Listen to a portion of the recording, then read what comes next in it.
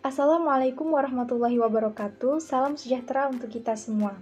Pertama-tama, marilah kita panjatkan puji syukur kita kepada Allah Subhanahu wa Ta'ala, di mana atas rahmat karunia-Nya lah kita masih diberi kesehatan, rezeki, kemudian masih banyak yang harus kita syukuri. Kemudian, salawat beriringkan salam, semoga tetap tercurahkan kepada junjungan kita, Nabi Agung Muhammad Sallallahu Alaihi Wasallam. Allahumma shalli ala sayyidina Muhammad wa ala ali sayyidina Muhammad. Semoga kita selalu menjadi umat yang selalu cinta, yang selalu patuh kepada ajaran beliau sampai yaumul qiyamah. Amin, Allahumma amin. Selanjutnya, perkenalkan saya Della Lestari dari kelas PI 5 selaku moderator dan pemateri dari kelompok 6. Di sini kelompok kami akan mempresentasikan makalah dengan judul Strategi Pembelajaran SKI dari Al-Quran dan Kisah Rasul dengan mata kuliah Sejarah Kebudayaan Islam dan dosen pengampu Dr. Alimni MPD. Baiklah, orang bijak pernah mengatakan bahwasanya pendidikan bukan hanya persoalan ke sekolah dan ke kampus lalu mendapatkan ijazah, tapi soal memperluas wawasan dan menyerap ilmu kehidupan. Nah, dari video yang kami sampaikan, semoga teman-teman bisa mendapatkan sedikit wawasan tambahan dan bisa mengambil manfaatnya. Baiklah, sebelum memulai presentasi, kelompok kami akan membacakan Al-Quran Surah Al-Baqarah. Yang pertama akan dibacakan oleh Saudara Muhammad Siddiq. Assalamualaikum warahmatullahi wabarakatuh. Saya akan mengaji ayat Al-Baqarah ayat ke-10 dan ke-11. A'udzu billahi minasyaitonir rajim. Bismillahirrahmanirrahim.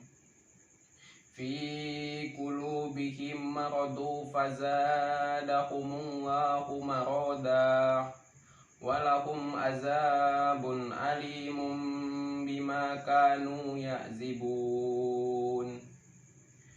Wa iza qila lahum latufsidu fil ardi qalu innama nahnu muslihun. Sadaqallahul azim. Selanjutnya pembacaan Al-Quran yang akan dibacakan oleh saya sendiri, yaitu Quran Surah Al-Baqarah ayat 12 dan 13. A'udzu billahi minasyaitonir rajim.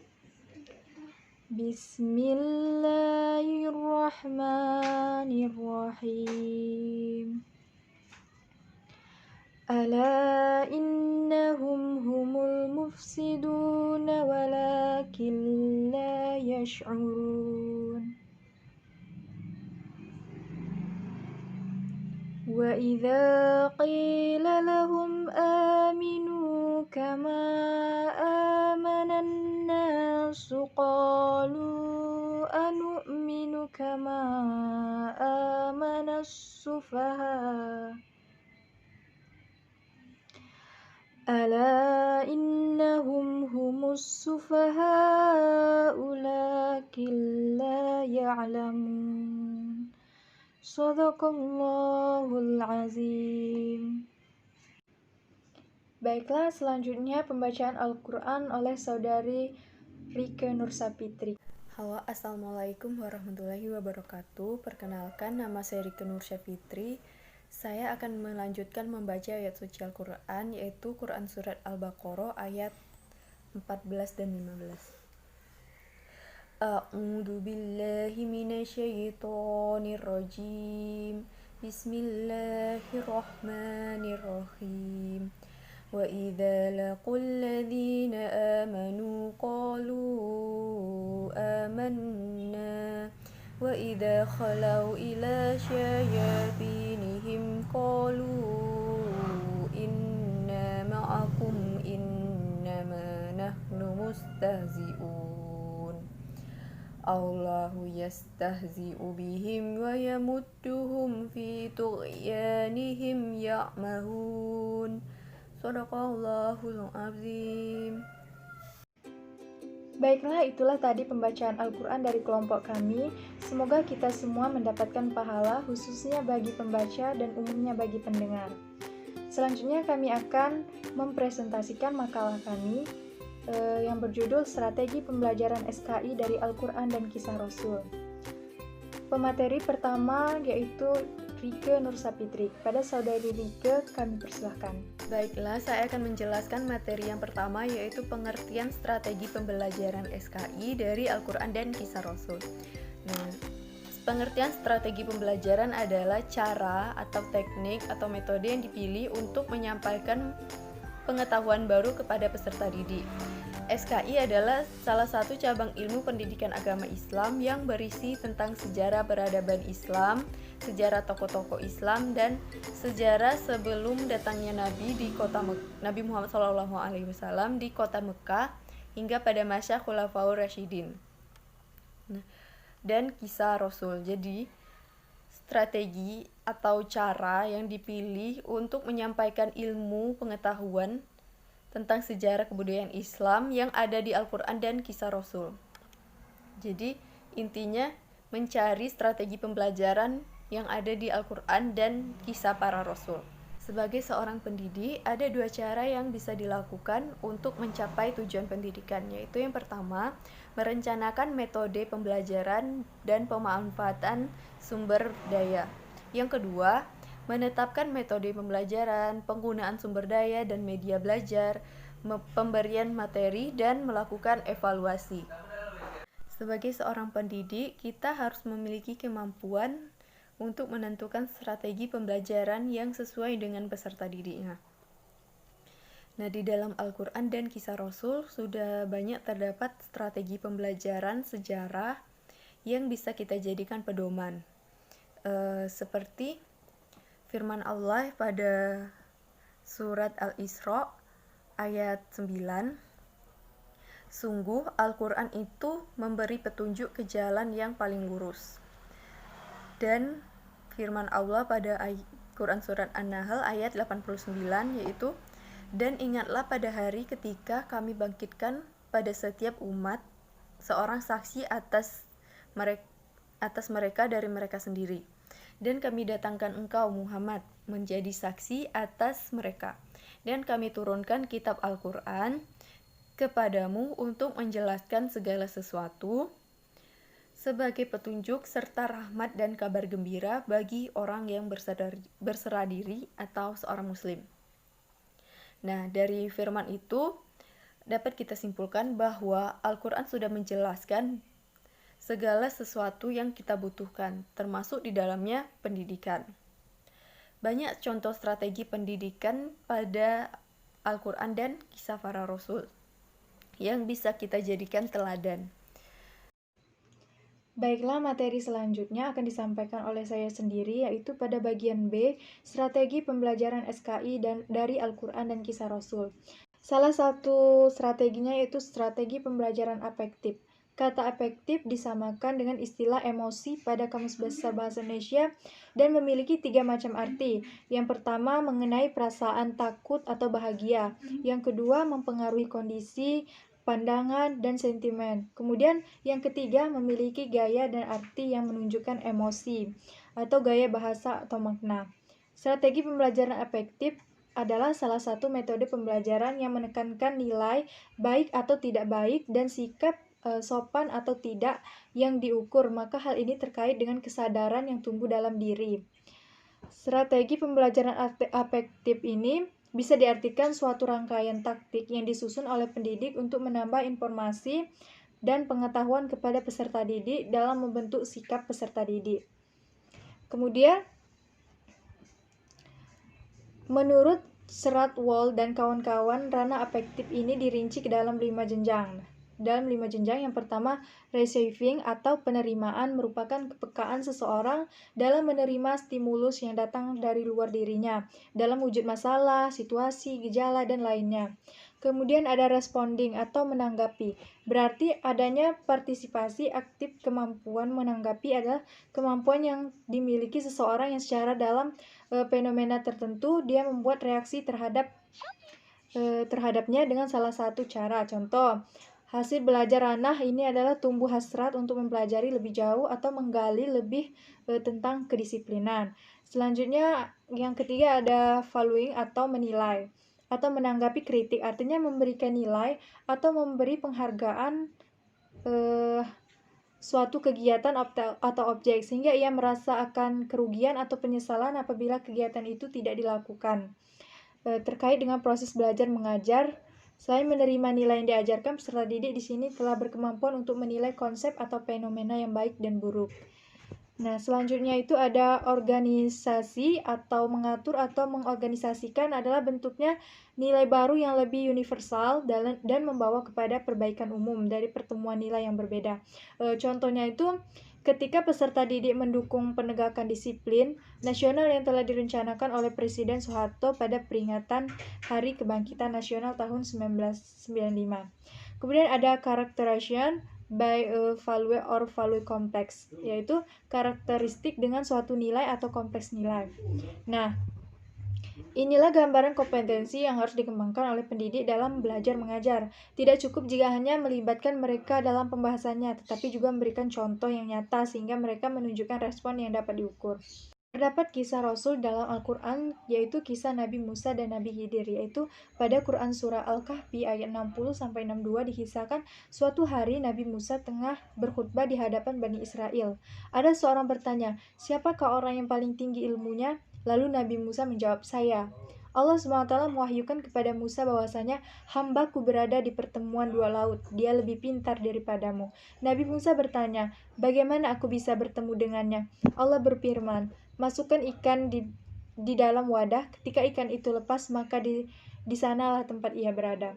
Pada ayat tersebut terdapat pelajaran sejarah yang bagus untuk dijadikan pembelajaran afektif, dan juga di kisah tersebut terdapat Nabi Musa mendapatkan pelajaran afektif.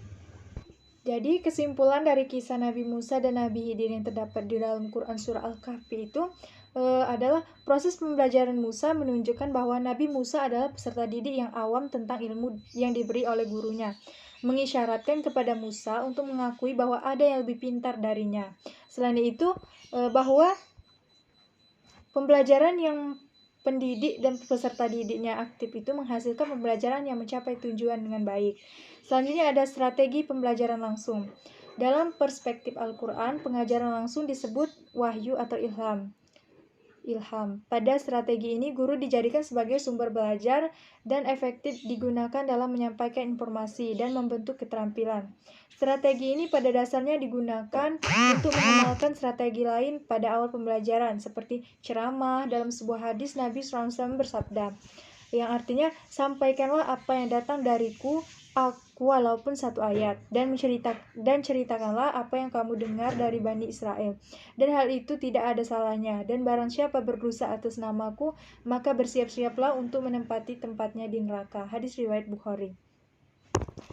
Kemudian Allah juga berfirman dalam Quran Surah Yusuf ayat 2-3 yang artinya tuh sesungguhnya kami menurunkannya berupa Al-Quran berbahasa Arab agar kamu mengerti.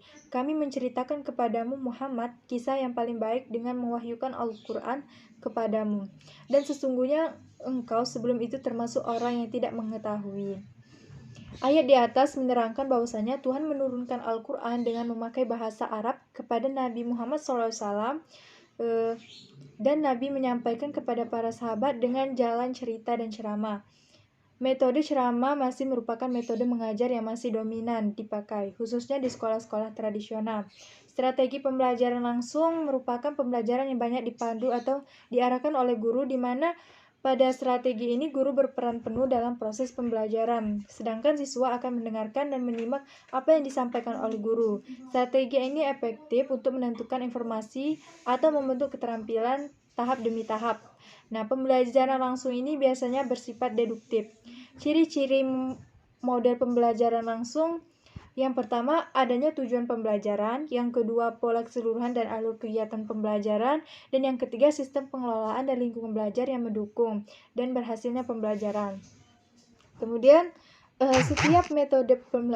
setiap strategi pembelajaran itu memiliki kekurangan dan kelebihan.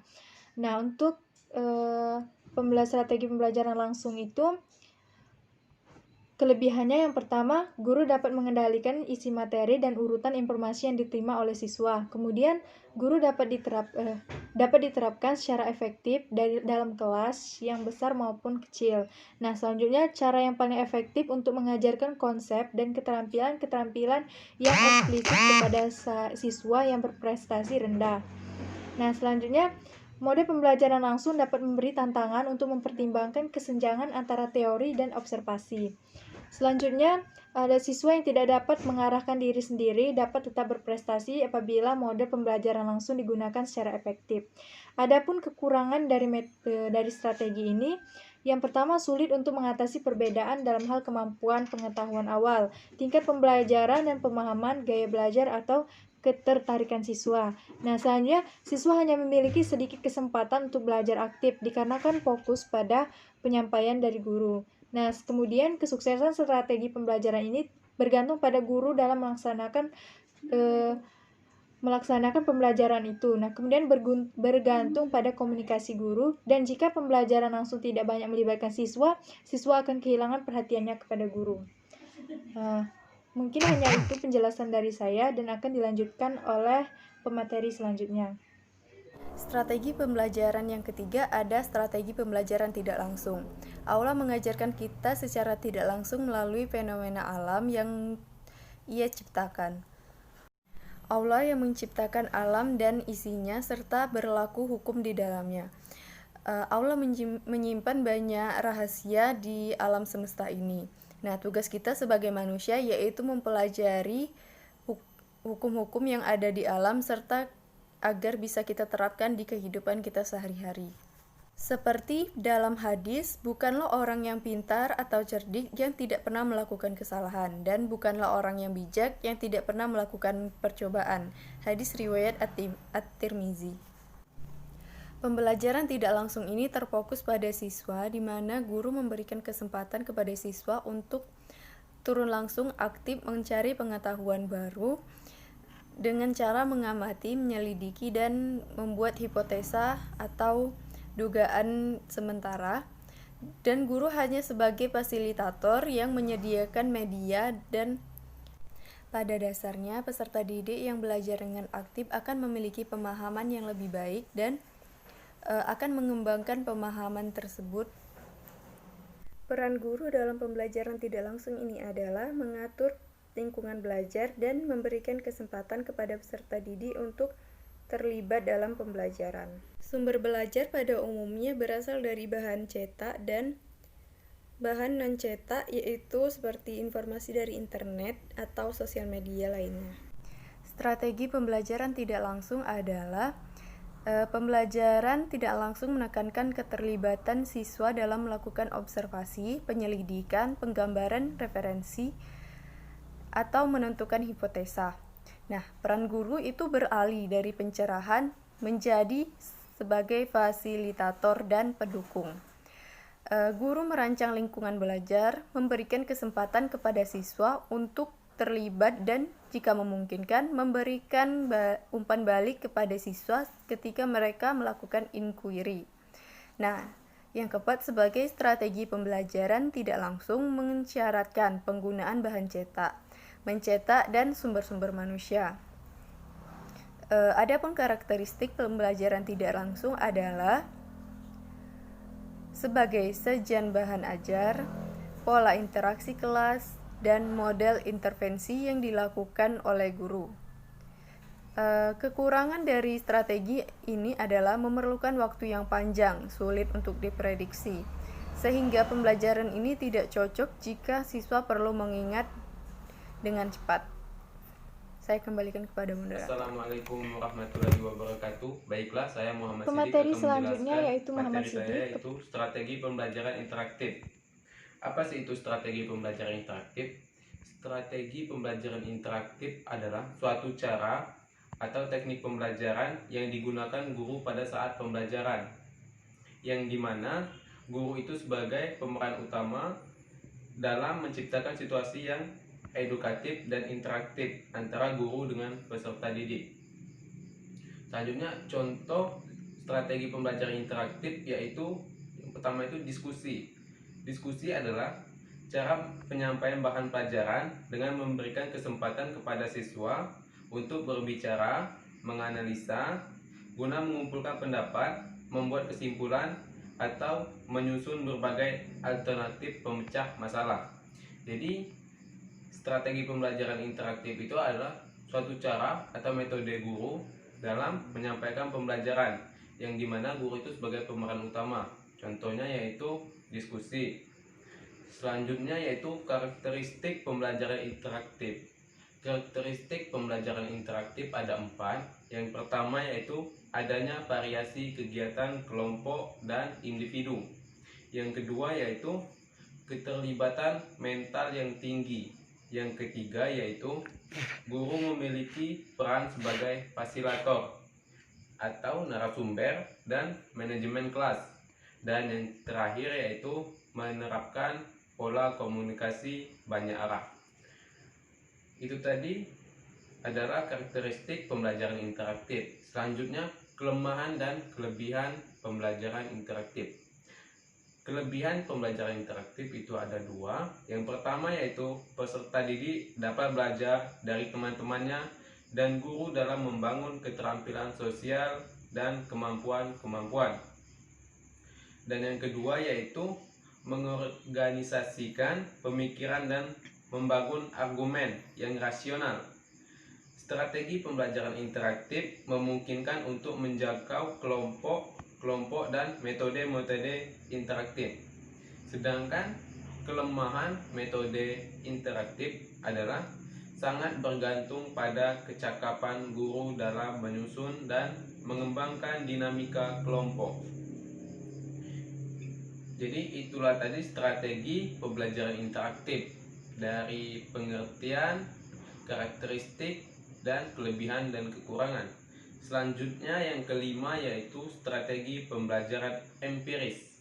Apa sih pengertian strategi empiris? Strategi empiris adalah proses pembelajaran yang mengaktifkan pembelajaran untuk mengembangkan pengetahuan dan keterampilan berdasarkan pengalaman secara langsung. Jadi, pembelajaran empiris itu adalah pembelajaran untuk mengembangkan pengetahuan dan keterampilan berdasarkan pengalaman. Jadi dia mendasarkan pengalaman secara langsung.